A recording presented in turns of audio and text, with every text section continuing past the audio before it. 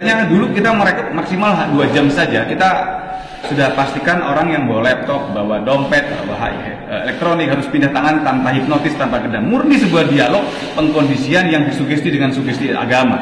Ada istilah untuk menguasai orang yang bodoh, bungkuslah sesuatu yang batil dengan agama.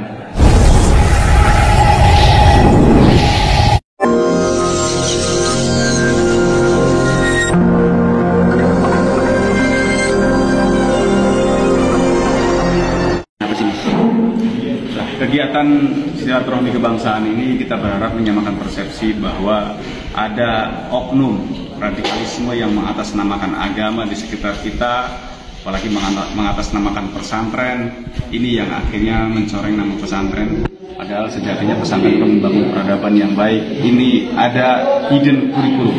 Ini ada sebuah gerakan makar mendirikan negara dalam negara. Kita berharap dari agenda ini MUI dan Kementerian Agama menindaklanjuti kegiatan ini, termasuk juga membuka hasil penelitian yang lama tentang hasil penelitian yang sudah final dan dibukukan agar segera membuat fatwa terkait masalah NI dan Al-Zaitun sesat dan menyesatkan.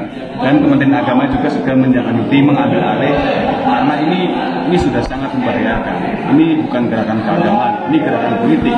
Bahkan ini kita bilang ini kejahatan kemanusiaan atas nama agama. Orang yang sudah bergabung akan dihancurkan ekonominya, dihancurkan akhlak dan akidahnya, dihancurkan masa depannya. Ini atas nama agama dan ini besar di pondok pesantren. Ini sangat membahayakan. Kalau negara tidak bertindak, ya ini akan membahayakan kedaulatan negara.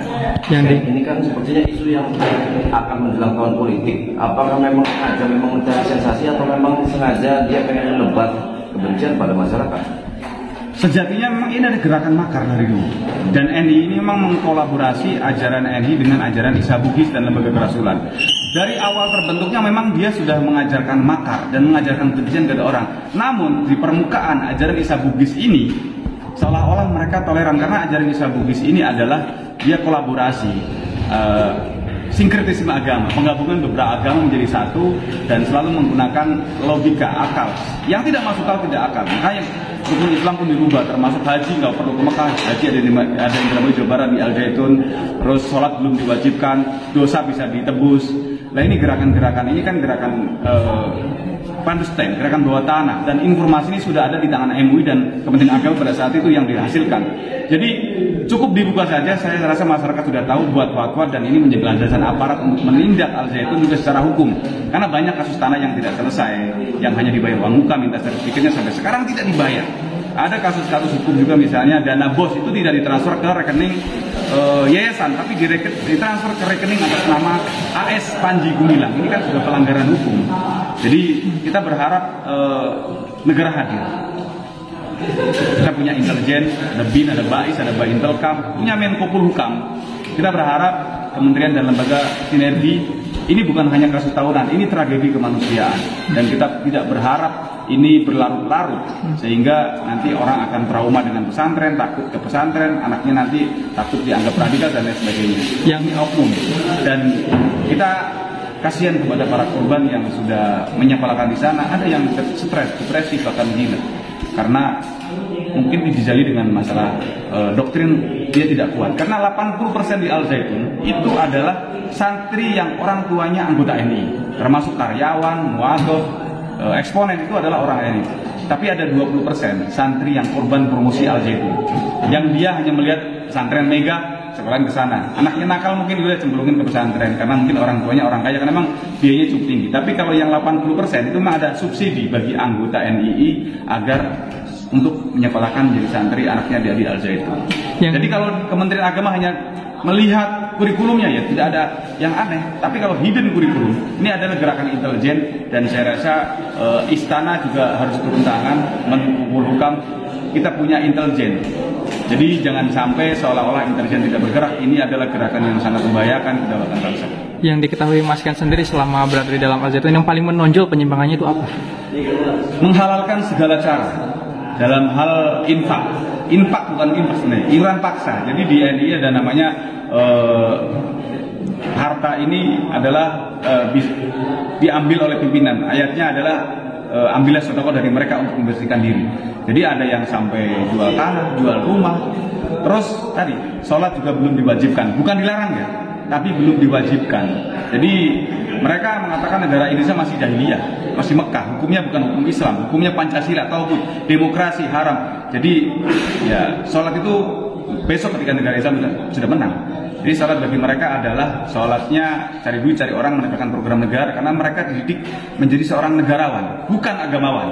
Makanya nggak heran kan sholatnya di Al Zaitun pakai jas, pakai dasi, ya karena mereka pada dasarnya belum diwajibkan kok, dan mereka suka-suka dia karena ini akan membuat mazhab baru, pemikiran baru, dan menurut saya ini bahaya sekali, apalagi syahadat mereka juga dirubah.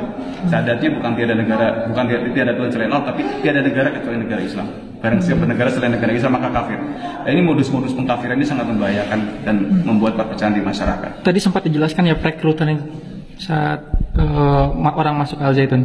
Ya, rekrutannya mereka menggunakan sugesti-sugesti agama dan biasanya menggunakan pertemanan, dan mereka seperti multi level marketing. Pemahaman yang dia yakini ini bukan hanya untuk dia sendiri, tapi harus disampaikan kepada orang lain.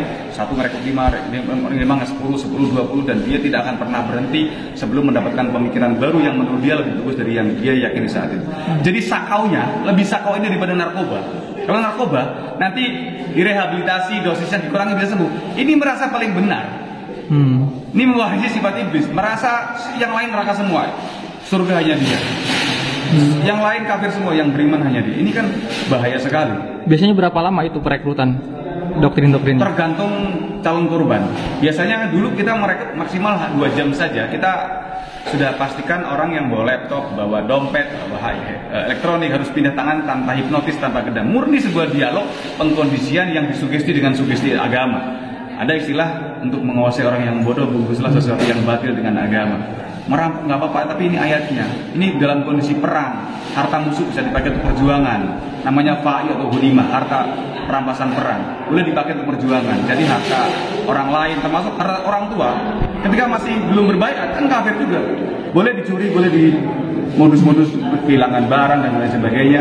Jadi sebelum kita selamatkan orang tua, katanya selamatkan dulu hartanya. Ini kan bahaya sekali. Yang akhirnya menjadi legalisasi kriminal atas nama agama. Sudah ada berapa ribu korban ini? Laporan yang ke NKRI Center sudah puluhan ribu. Dan terakhir kita yang paling banyak yang kita tangani yang sudah kembali ke NKRI di Sumatera Barat, satu sesi kita ada 1.157 anggota NII, ex-NII yang kembali ke NKRI di Jambi, di Riau, di Sumsel, di Maren Lampung, di Jawa Barat, Jawa Tengah, seluruh tersebar di kita. Bagaimana supaya mereka bisa kembali kepada masyarakat, dan ini menjadi warning agar berhati-hati, karena tidak cukup modal semangat saja kita dalam belajar agama, tapi juga harus dengan ilmu yang benar. Karena kalau hanya modal semangat, kalah debat, nanti akan mudah terpapar juga ke sana. Terima kasih sudah nonton. Jangan lupa like, subscribe, dan share ya.